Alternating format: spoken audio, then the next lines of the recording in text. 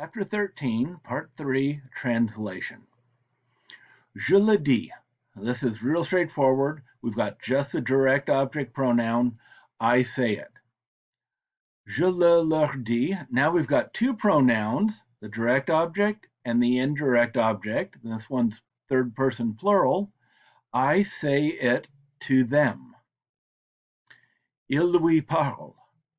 So here we've got the direct object pronoun, lui, to him or to her, and it's il, so he speaks to him.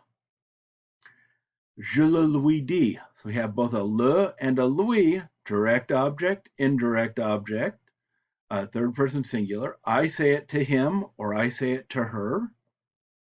Je vous le dis.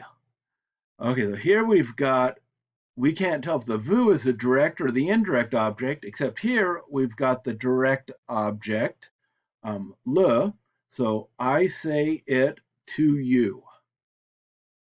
Nous les oublions. So we've got nous, we, and then oublions. Now this double I, that's oublier. There's one I from the infinitive and one I from the IONS ending, which means the imperfect tense. So we were forgetting, and the direct object, them.